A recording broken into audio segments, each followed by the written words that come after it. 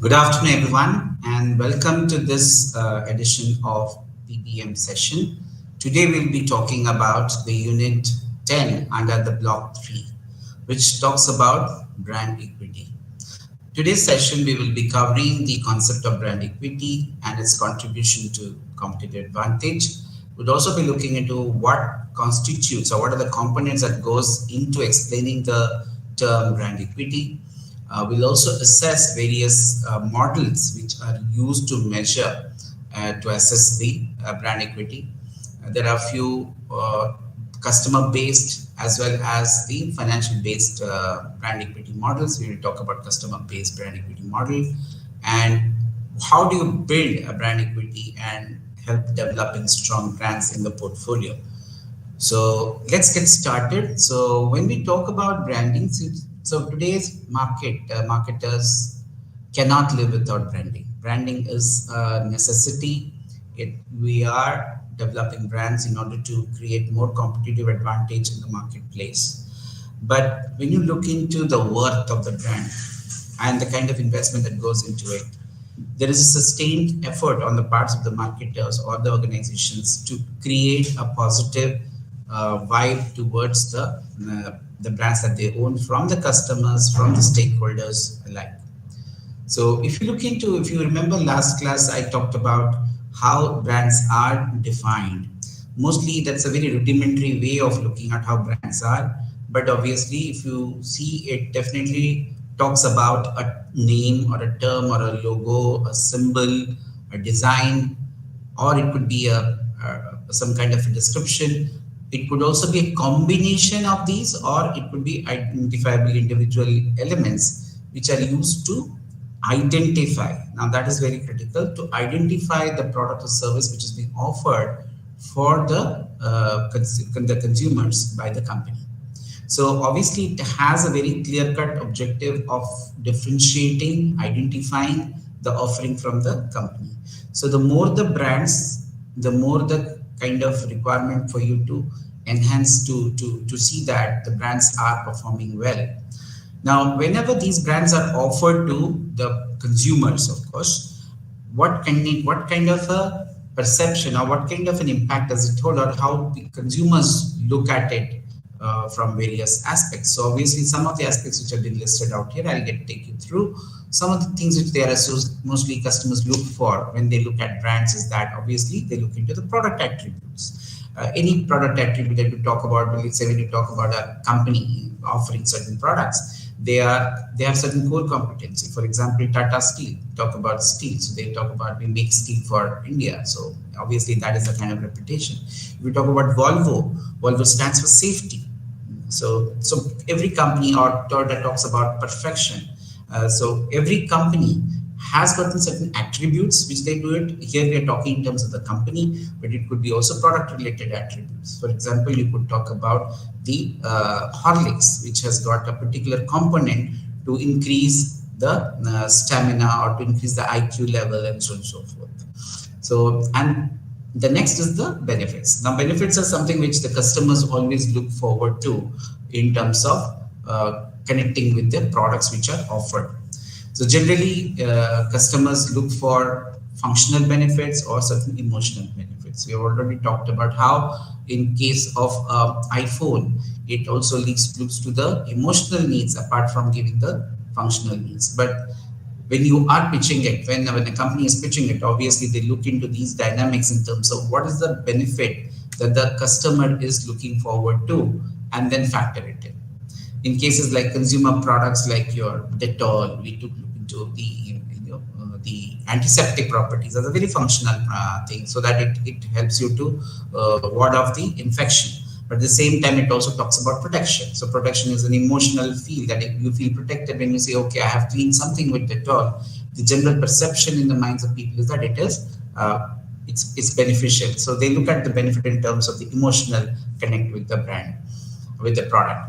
So next we move into the values. I think values are very important for any organization, for any company when they are talking about their brands. What does a brand stand for? Does it stand for quality? Does it stand for ethical standards that they talk about when you talk about an organic brand like Body Shop, and it says that it does not involve any of the cruelty to the animals in terms of their while they're testing the products. You talk about Mama Earth, a brand like that, it talks about the environmental system. So they talk about the company stands for certain ethical standards, and they bring that value into the communication with their brands. And of course, they stand for certain ethical parameters.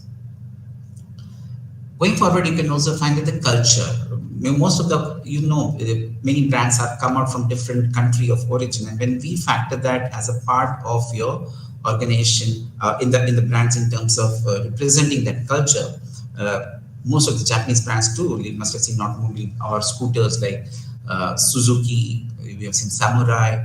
They try to talk about the Japanese culture, or you talk about Volkswagen, which talks about the German culture, right? So this gets basically orients you towards in terms of, so these people associate, like German technology is associated to be more authentic in terms of their technical prowess. So it has a different kind of a viewpoint compared to others. Personalities, of course, every brand needs to personate or has builds a kind of a personal parameters which differentiates, which helps in differentiating it from the others. You've heard of L18, for example. L18 is basically a teenage product cosmetics range of products which it represented when it was launched. You talk about Lux. Lux talks about beauty. Dove also talks about beauty, but it talks about the moisturizing content in it. If you talk about Marlboro, which is the example given here, we talk about it was earlier. If you see, it had a very strong US connect, a US feel. Levi's, yes, that's got a very American feel to it. So you talk about machoism and things like that. Nike, in case of footwear, talks about, if you see that swoosh which is there, just to it talks about the killer instinct, the going and making it happen, which is associated with a sports person, but the point is it can also be related to any person. So you will find that all these things are basically captured, these properties are captured in a person, and you try to relate it to the product so that the brand has a better acceptance in terms of the consumer connect. Talking in terms of user, who is going to use this product? For example, many products, have got in the mindset that when you say first cry, we talk about, okay, it's meant for infants. How does that get further reinforced? By the kind of logos, the symbols, the terms, and the slogans that are associated, which is basically talks about who's going to be the user. You talk about Dove, it talks about purity, it talks about the kind of, the beauty through the moisturizing content, but it's talking about the purity as well. So the white color depicts certain kind of a thing. If we talk about the hero pleasure, for example, when we talked about why it typically pitched it for the girls segments, in the why should boys have all the fun? That was a slogan which went, and they said, okay, then it got typified that, okay, if you're looking into a pleasure, it would be a scooty kind of a thing. It is mostly meant for a kind of a women. So you get typified by that. Like Jeep is used by, the police people, or you talk about the Omni, the Maruti Omni used by nursing homes, or the SUV is used by the travel agents. So it gets typified in that fashion. Like in this case, we are talking about Bullet is used by a policeman. Now, understand, a good brand would always connote different meanings to that. And as a marketer, it is our responsibility to how to utilize these different meanings to the advantage so that the consumer is able to connect better, able to appreciate the differentiation, is able to recognize it better and adopt it better, and that defines the essence of the brand. Now let's look into so this is what the brand does. So every brand has got some kind of a worth. So when you talk about the worth, that needs to be represented in form of what we call as a brand equity. So far till the early 80s, there was no particular definition per se as to what brand equity meant. But there are two things which we always talk about is the long-term customer connect that it has, or the resonance it has with the customer. And the second one is talking in terms of the financial value that the brand carries. Suppose if I am a brand Coke, obviously there is certain financial value attached to me in terms of a brand valuation that shows my strength in the competitive market. And if you're talking in terms of the consumer connect, we are talking about why customers like to associate with a brand like Coke. And these are the things which we'll talk in terms when we talk about it very emphatically in our communication strategies, in our advertisements, in our brand promotions and brand communication to reinforce the sales so that there is increased sales which comes on. And it's not only that we are talking about only sales, but we are looking into a very, very positive kind of a affinity or familiarity, favorability from the customer. So they stick with the brand for a longer period of time and start believing in it in a big way. And this particular aspect calls for why people give more weightage to even if you're talking about a price, they would not look at price, they would look into the brand. So one few examples which I shared here, if you see here, we talk about 72% of the consumers pay a 20% premium for their favorite brand. Now, this premium which you talk about is nothing but the equity. It's a kind of equity which needs to be explained in various factors. What goes into that? There are multiple factors which talks about why a consumer is willing to pay that premium of 20% more. Why would anybody do that? Primarily because they believe that that premium stems from a very, very strong product attribute, the benefit that we have just now referred to, or the value that they are looking forward to. You will find that this brand equity is also expressed in terms of financial terms. When you're assessing the equity, the value of the brands gets reflected as in terms of the financial value. That is why brands have also been equated as financial assets to any organization.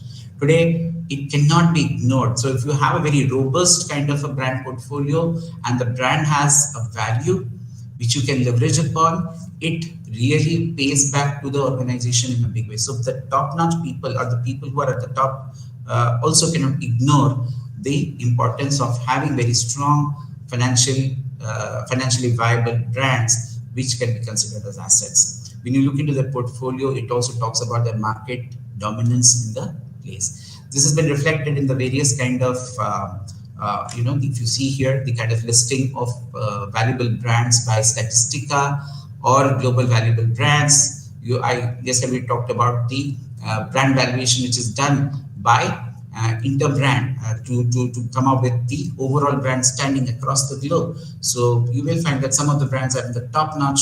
When you look into why it is top notch, it can be equated in terms of a financial value. So that is the financial might of that brand which has an equity in the marketplace. And because of that particular brand value being stronger, they're able to, it of course talks about the strength of the brand in the marketplace in comparison to the competitor. And of course it talks in terms of the dominance it has in the marketplace, right? So we will look into what are the various attitude towards consumer attitude towards a brand, because that's again a very important part of when we talk about the financial part. We should also be talking about the customer franchise, because I talked about how customers engage with the customer, they look at the brand is also very, very important. And if you find that one of the key factors that marketers always talk about is the loyalty of the brand, of the consumers towards a particular brand. That means how much of a favorableness do they have in terms of a brand, so that they would adopt it, sustain it for a longer period of time, and spread up perhaps a good word of mouth to others and help the brand establish in the marketplace. So if you see, there are different levels of attitude that consumers may have towards a brand. One would be that, of course, on one end of the scale, there would be no brand loyalty. So these people are the ones who would be, due to price differential, customers may get into a kind of a switching activity, which leads to a brand switching activity. They will not consider anything beyond, okay, a brand is brand or not. They will not be able to differentiate also the differential aspects that the brands are bringing in. The second one is they don't switch, but they are satisfied.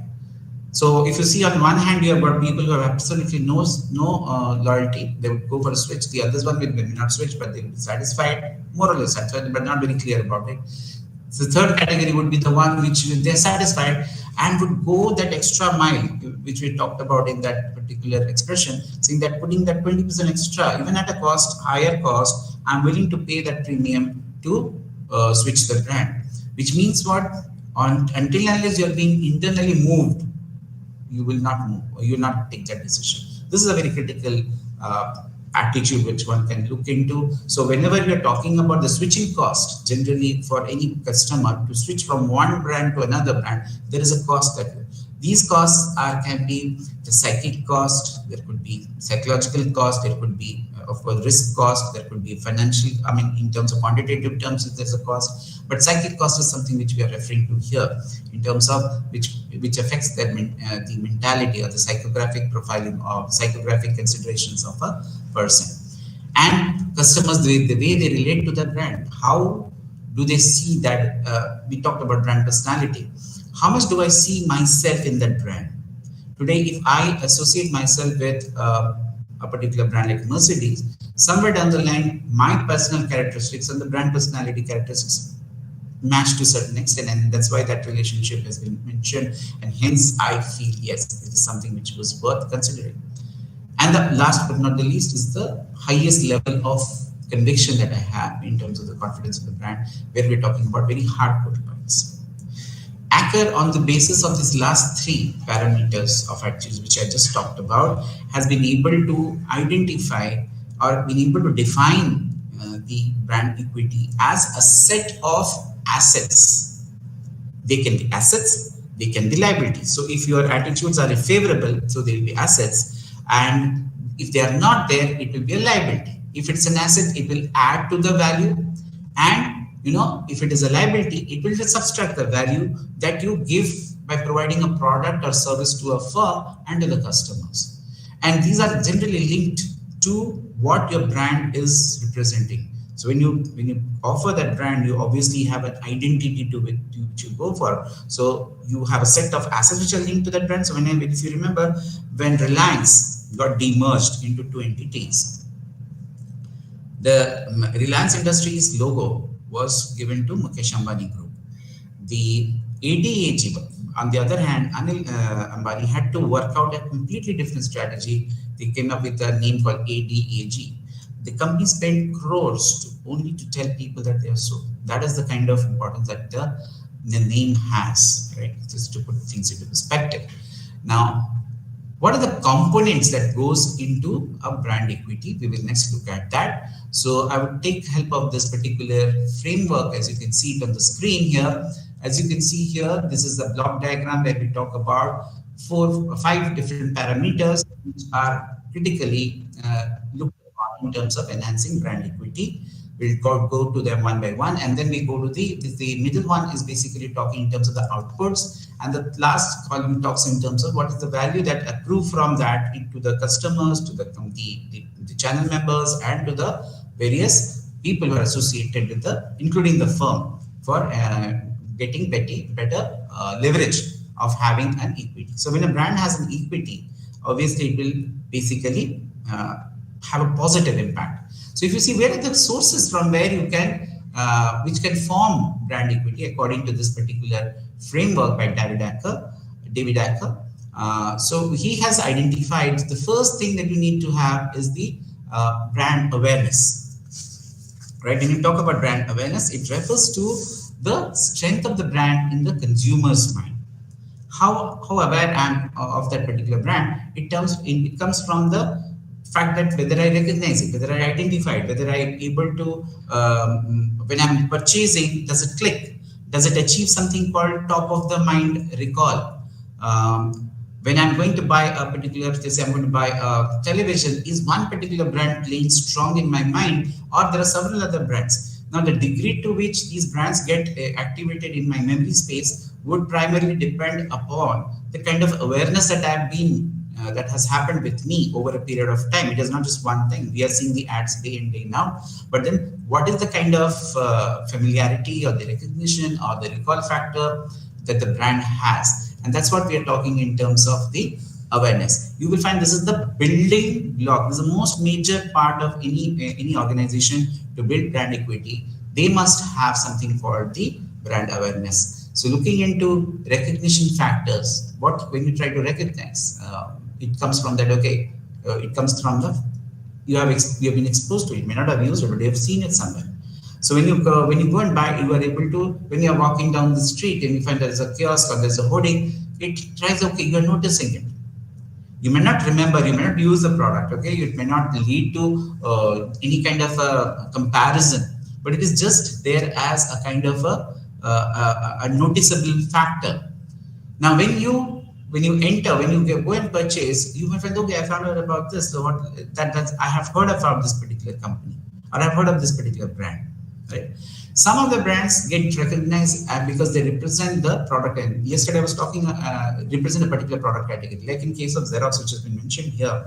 Last class also I talked to you about that how Xerox became a Xerox in case of photocopiers, Dalda in case of vegetable oils, right? Kodak in terms of camera. They started becoming what is called a generic brand. They became almost synonymous with the product category, and that helped. When you say it's almost started being used as a verb. Today we talk about Google. We say you Google it. So Google has become so critical in terms of information gathering as a platform. We say you Google it. So Google is used as when the brand becomes a verb, it becomes more generic, right? The next most important part, which needs, according to David Acker, is the perceived quality. It is a judgment that that the consumer has towards the quality of the product. Of course, you know that quality is one of the major parameters that any company would like to offer in their products. And what is the objective? The objective is to pack in high quality so that it has a higher quality perception in the minds of the people, and of course the customers can differentiate it better from the competitors and get aligned to buying that particular product. Now it may so happen that these can go through a transient times. This perceived quality is not something which is built in one transaction. It takes its own time, and it is also supported by various other parameters like the cultural, the social, the reference groups which the customer is engaged in. So how you are communicating about their qualities, what is the quality that you are about their, how you have been offering them in the past, how they've been performing, all this come as a part of a perceived quality. If your promises that you have made in your advertisements and that gets actually get implemented when the consumer are using it, the consumer experience has been good, they are matching the requirements which you have talked about. In that case, obviously it works, it gets more reinforced, the perception is very good. Otherwise, it can also spell disaster. If you see in the technical products also, you'll find that in some cases, we find that the products earlier were not acceptable. For example, Chinese products, if you say, we take it with a pinch of salt. Of course, there are quality products from China, but then there are many things to say that the Chinese products do lack quality. Now that can play, that particular perceived perception that is there might play in the minds of the people, even if there's a good product in the marketplace. So one has to be very careful about how this perception is built. Like in case of Japanese product, they were earlier considered after World War I, they didn't have any resources, so most of the products were considered to be cheap and poor. But as of now, when you talk about superior quality, the innovation, when it talks about innovation, it's Japan. So all the Japanese companies which you talk about, they've heavily talked in terms of the kind of quality that drives those brands in the marketplace. And if you look into, there are further considerations that you must also understand that whether the dimension that you're talking about quality, does that make sense? People always get cues in terms of when they associate with quality. When they say, okay, this is coming from certain parameters, which like for example, to see the fabric of a cloth, one would stretch and see the kind of tensile strength it has.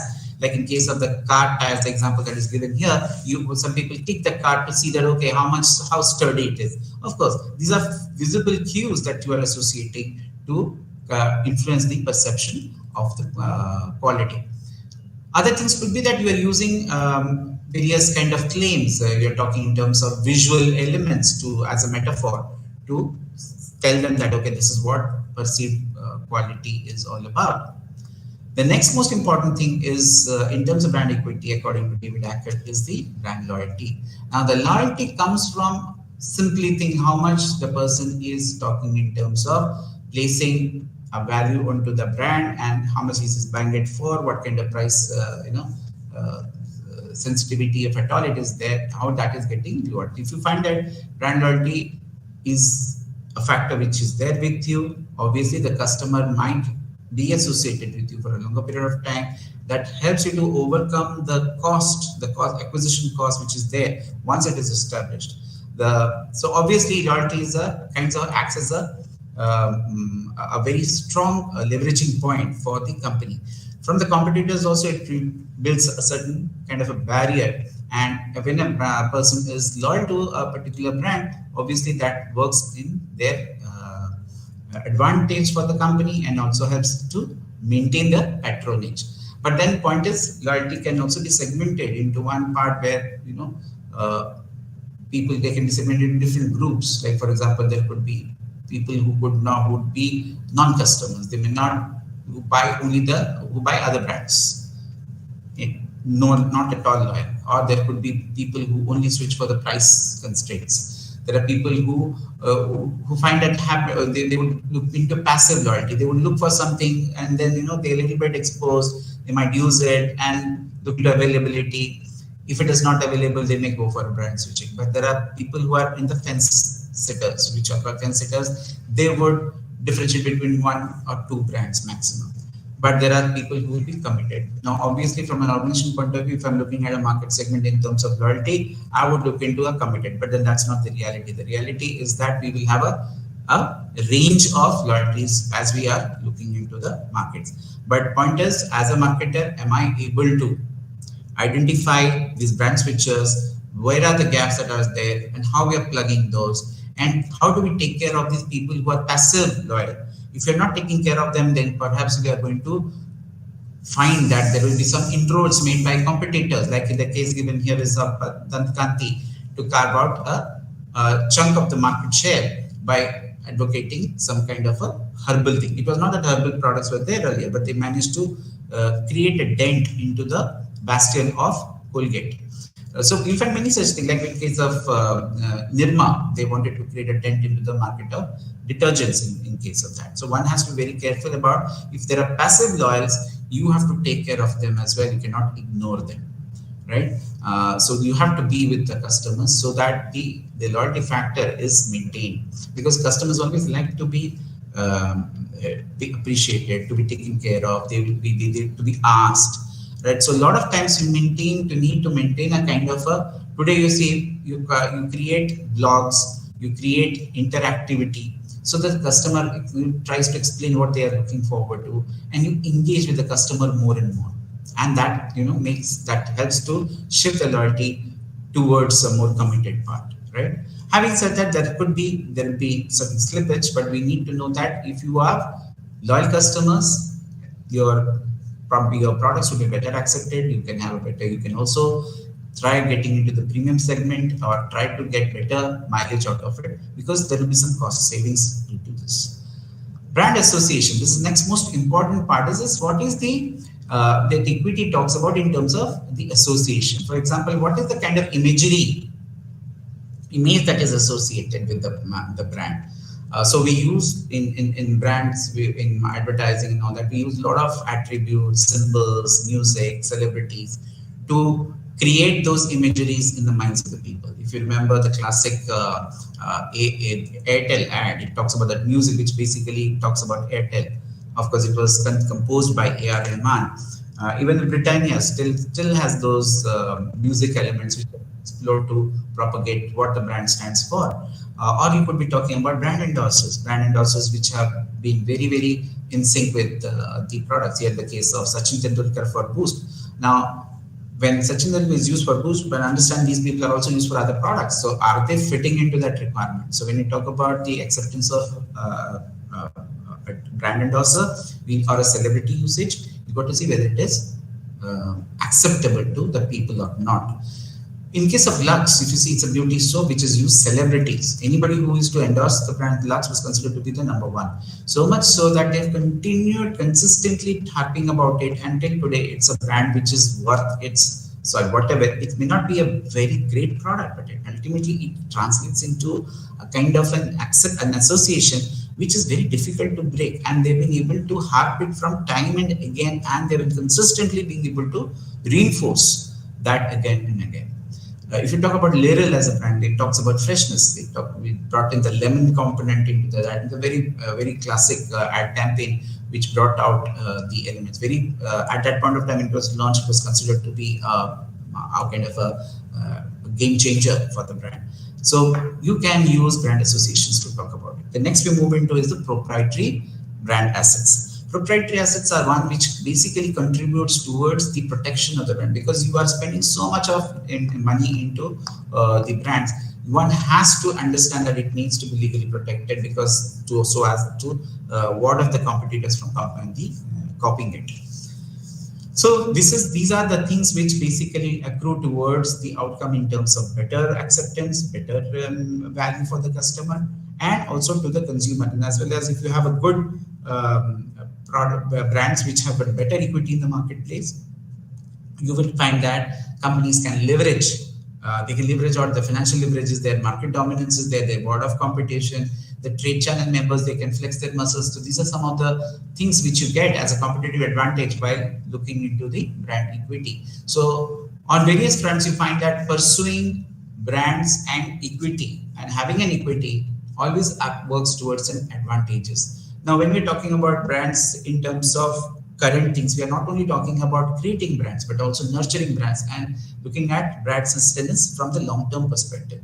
Because today, when brands are being, the value of the brand talks in terms of how the brand is also relating into in terms of the as an asset, which I told you that financially, if I were to have strong brands in my portfolio, how it is going to be leveraged upon in terms of marketability of the products. Today we use a term called brand extensions, where you can use the same brand across multiple extended product categories, which helps us to leverage better because the cost comes down. Like for example, in case of Maggi was in noodles, and we get into pasta, we got into soups, we got into ketchups, we got into pickles. Okay, some of them are related. So obviously you'll find that the extension, the possibility of an extension happened primarily because the brand equity of Maggi in case of noodle could be leveraged, and you could come up with a product development plan by entering new markets or new customers. Next, we move into how do we measure the brand equity. So there are different models which are there, the quantitative and qualitative models. But Young and Rubicam is one such, is an agency which has developed the brand equity across parameters like differentiation, relevance, esteem, and knowledge. It talks about brand personality and brand stature. We talk in terms of differentiation, how differentiated is the brand, how distinct is the brand from that of the competitor in a given product category.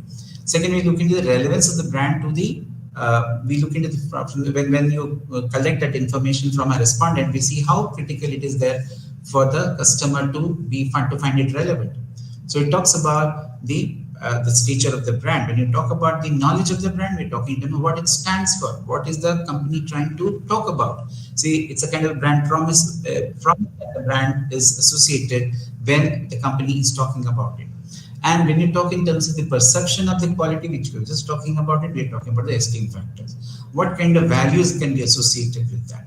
So all this can be culled out from your survey, and you can sequentially put it in terms of how brands can be built and your equity can be leveraged upon. Equity trend is another measure where you can develop brand equity on three brand assets. One is called the brand salience, product perceived quality, and user satisfaction. Most of these terms are often interchangeably used, but the point is that the focus is on what it stands for. When you talk about brand salience, it talks about how much is a brand is thought of when you are making the purchase and how much it has been noticed, right? It goes beyond things like recognition, awareness, and recall factors. Because at the point of purchase, when you are making a decision, does the brand salience work? It's a moment of truth for you. So whenever you are able to get that notification, okay, fine, this is the brand which I should go for, it may work as a positive thing. But then point is how much communication has been given to that particular consumer in terms of to make such kind of a judgment, right?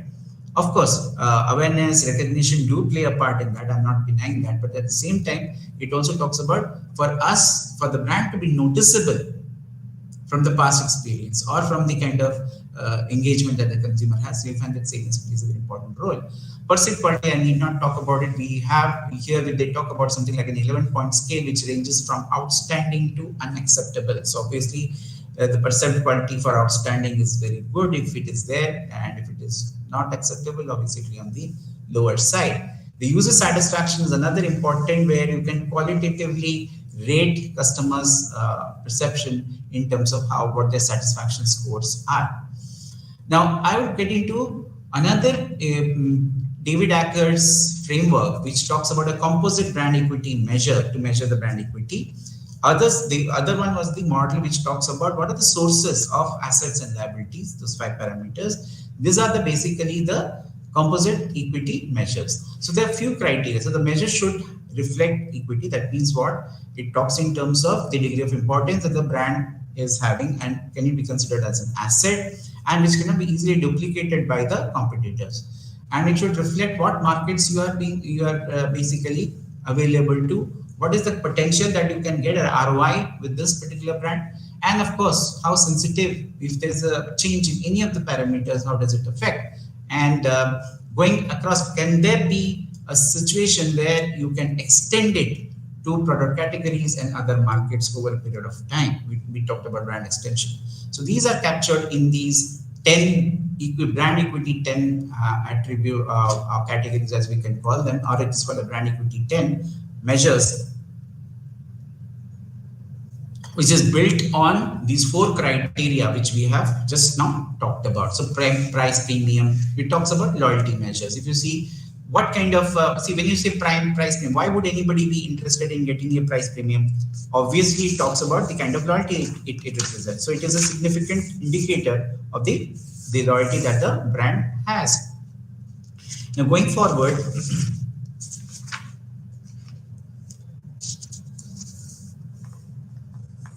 so when you have asked a question like, you must have seen that in case of the classic example of Nestle compared to brew. Why would you pay a higher thing for a brew? So the price premium comes with a difference. Like when we used to go for a Sony television, remember? So why would you pay that extra premium for the Sony brand? Even today, it talks about certain technology, so if that technology work for me, there could be, I feel very happy about it in terms of its usage. I will basically look into the loyalty factors which plays. But after saying that, you must also there are certain inadequacies which can be used, which can be thought of in terms of price premium. For example, if you are trying to change the value of the price premium, you can make, so for example, if you're changing what the price premium is all about, or you're trying to dilute it, it can have a problem. So that is something which you need to do. And when your product is competing with different competitors in different market segments, then the price premium may work, may not work. So you've got to be very clear about that. Customer satisfaction. This is customer satisfaction is another very important parameter. How satisfied you are. I've already talked about the satisfaction scale. That is again important factor. You just cannot say just unsatisfied. What are you satisfied about? Those parameters have to be understood. Perceived quality, because when you talk about perceived quality, it talks about how the quality is reflected across various parameters. So you can ask questions from the people from the respondents to associate with perceived quality. We've already talked about perceived quality in quite detail. So that can be used as a kind of a set of variables to be assessed to assess the perceived quality. Going to the popularity and leadership positions, when you talk about it, what proportion of the market is buying in terms of market dominance? What is the market share that this brand has in terms of other competitors? How does it, has a superiority over others. So those are the factors which can be looked into in terms of the popularity. Perceived value, we are talking about differentiating measures and association. When you say perceived value, what is the value that a consumer perceives about the value of the brand?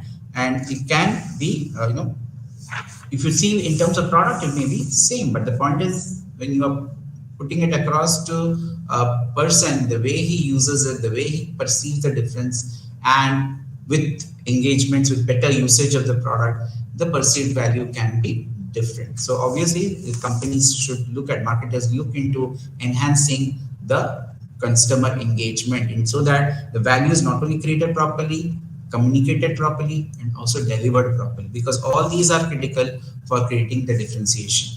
Brand personality, as I've told you, that what is the personality attributes? If the brand was a human, like what kind of attributes should it have?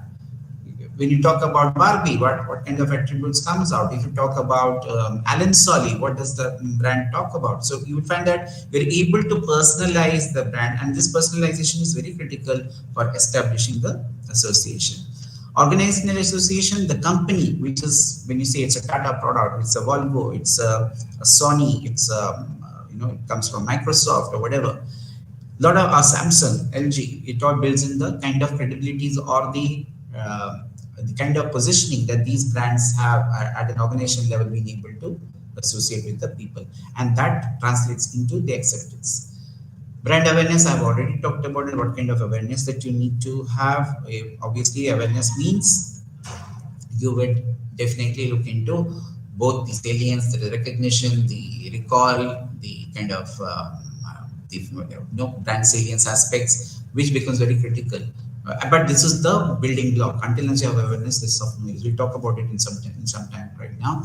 Then talk about market share. Market share talks about the way the market behaves, the way the consumer base is. A dominant market share would always talk in terms of what kind of presence you have in the marketplace. But when you talk about certain problems like with the product class, what kind of market does it serve, market share may not be a very classic indicator of that, but you need to further deep dive into understanding the market share parameters. So which market, what behavior, what kind of comparison we have to have when we use for evaluating our brand portfolios. We'll talk about that when we use something like a BCG matrix or so.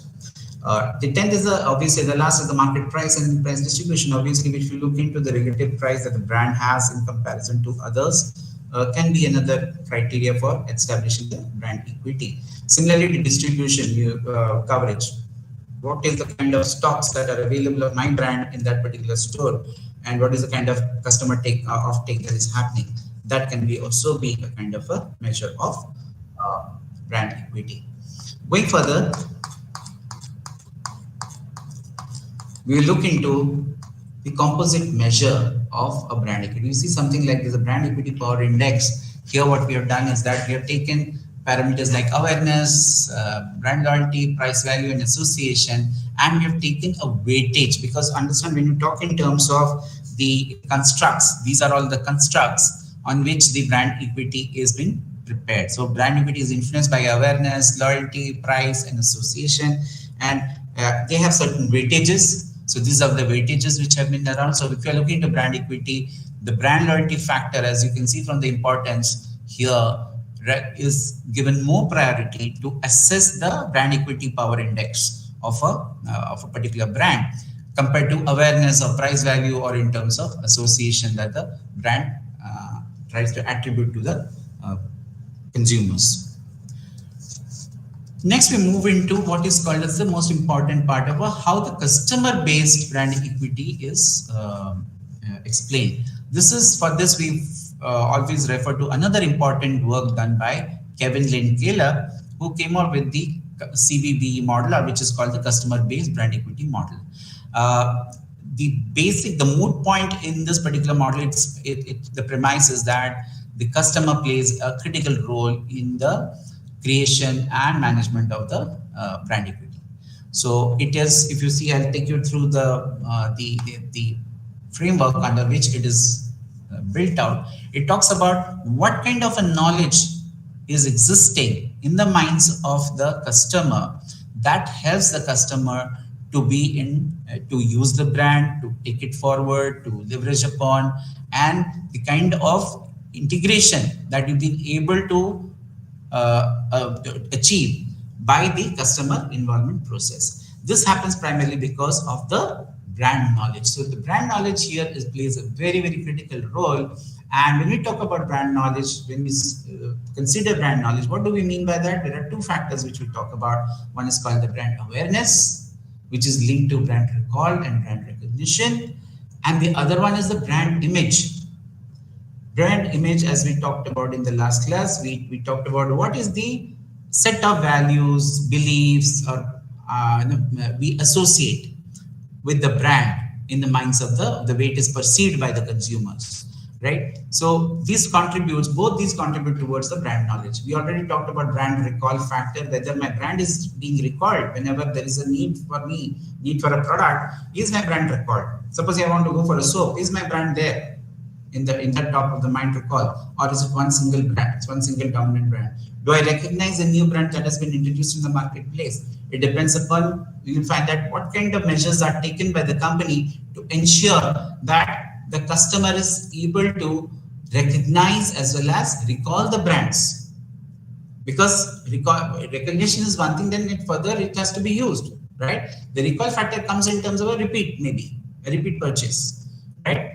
By doing that, what happens? You associate. Also, while you are doing this, the brand knowledge talks in terms of set of association. It's a network of various nodes of association, which contributes towards the favorableness or unfavorableness towards a particular brand.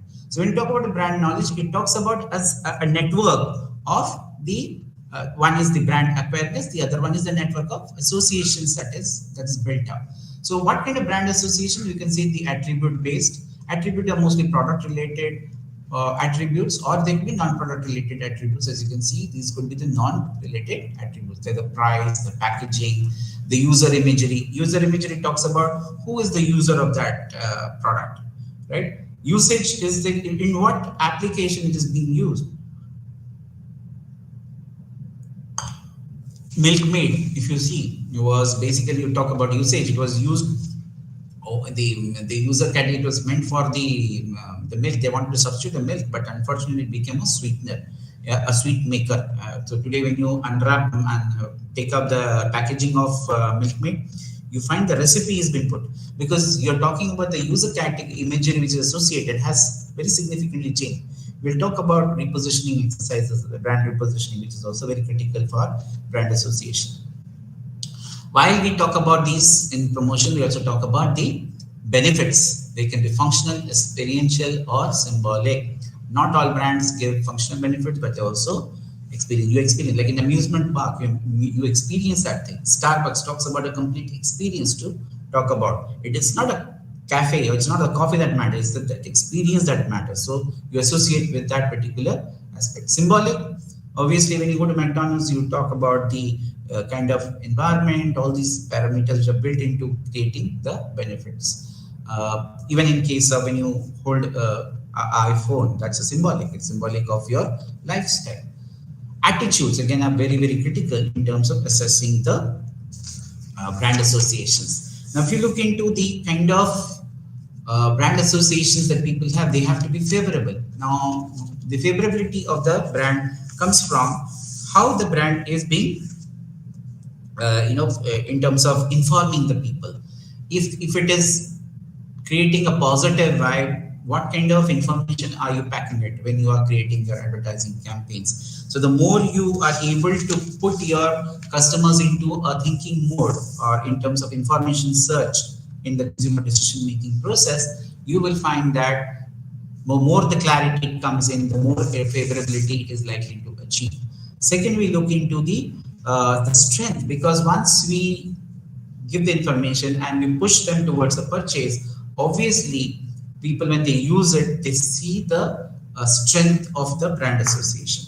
Whether what the brand promises are there, whether are they being really making it happen or not making it happen, or consumers are not getting it or are getting much more than it. Are they getting what we call as customer delight in that particular engagement that you're talking about.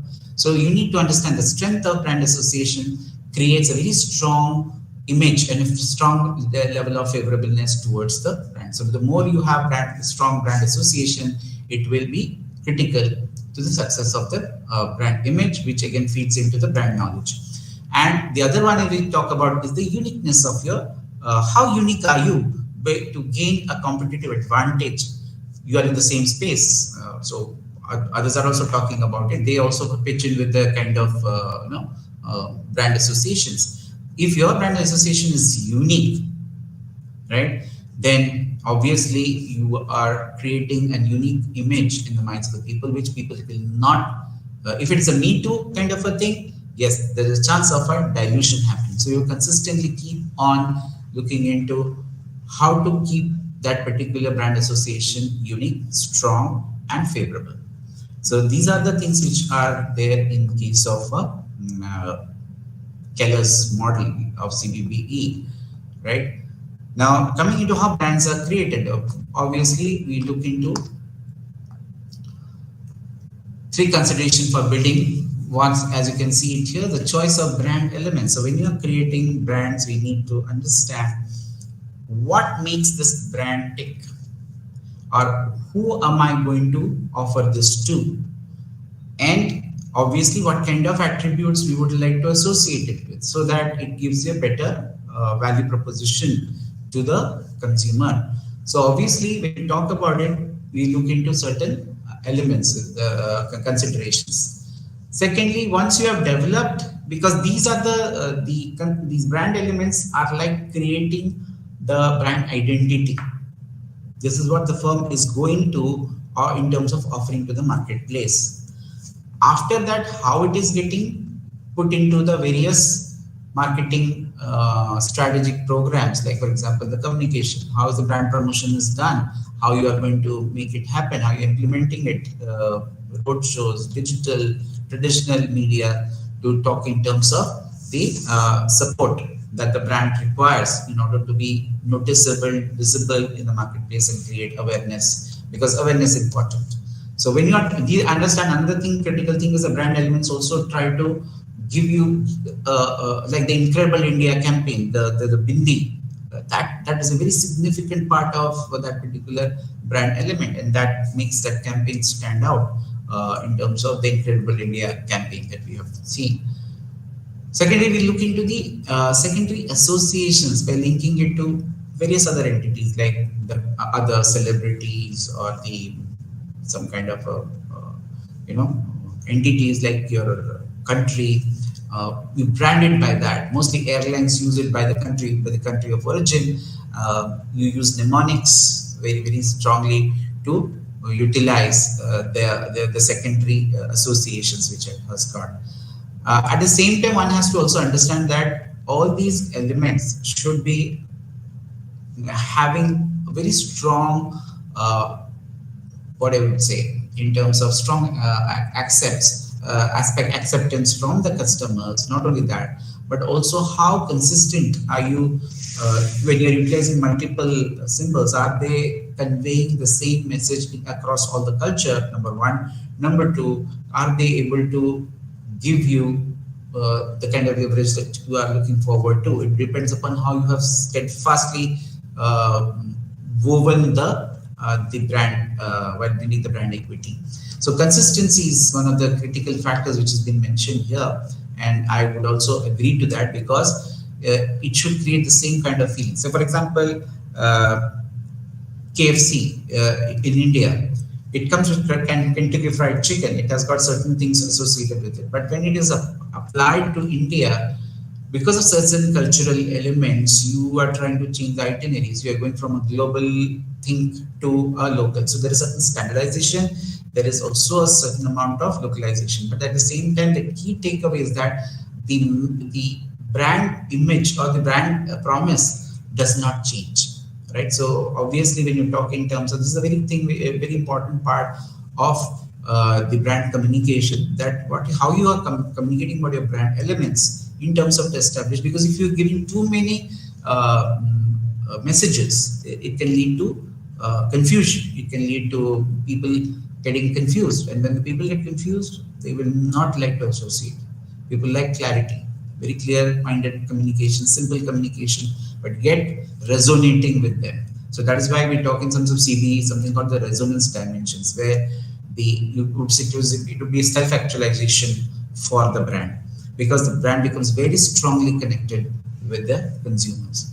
But that to happen, you need to have certain guidelines, as you can see here, that you have to mix match. If you see certain brands like Starbucks, it was earlier started as a cafe. It was a coffee trading house, but it went on to become a cafe, and now it's a cafe which is not only dealing with coffee but many other aspects. As I told you, it no longer talks in terms of like the cafe coffee day. Of course, now we are talking in terms of a lot can happen over a cup of coffee. That's what it says. So the kind of brand elements that you have can be mixed, matched, and can be tweaked to a certain extent, but conveying the core benefit which is there in terms of their offering. Second is value-based, and of course, the image that you associate should be consistent, robust, and should convey very strong brand associations. Value-based pricing, channel energy. Obviously, you blend it. If you're pull factor, if you're strong communications, you're able to pull the customers. You should also have channel members who can be pushing the product to the market. So obviously, in that sense, your brand also registers well. It also helps in achieving the results.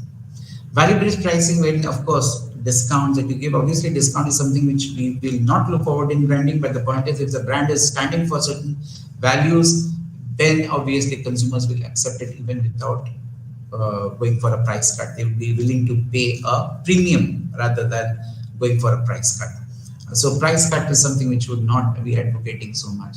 Leveraging on the secondary association is one of the most important factors in terms of when you are talking about creation of brands. Next, we move into what is the strong brand. What is a strong brand? A strong brand is one which engages with the customer in terms of very high image dimensions, as well as the product, the way the product is unfolding.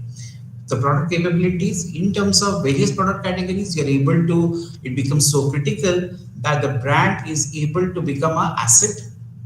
You build the brand identity, you make the value proposition, you position the brand, you offer value, and the brand can be extended not only for today, for a longer period of time, by the kind of communication that you are making, the brand promises are you making, and what kind of a imagery that you have created in the minds of the kind of association that you have created, something which we have talked about in the CBB model and the ACATS model.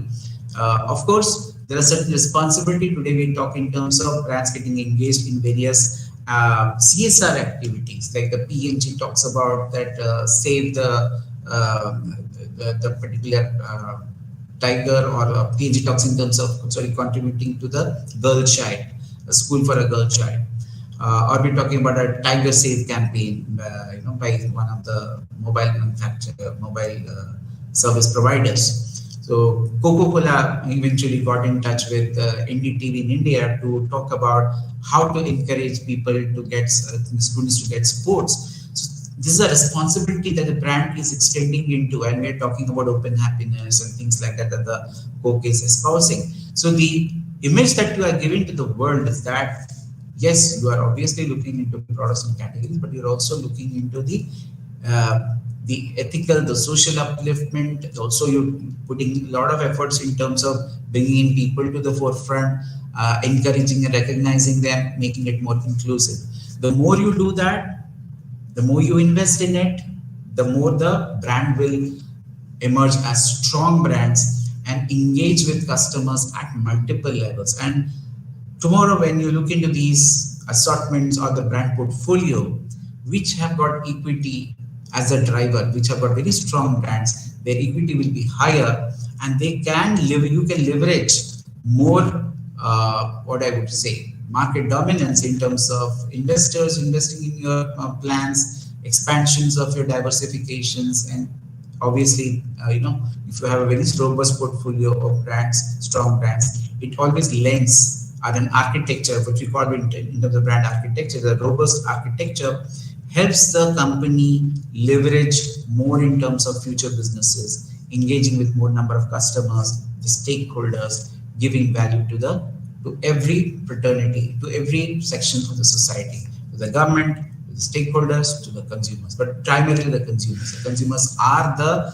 building blocks of your of what you want to proceed in terms of your business initiative. So brands, having brand equity, having strong brands in your portfolio gives you a kind of return on investment which companies aspire for.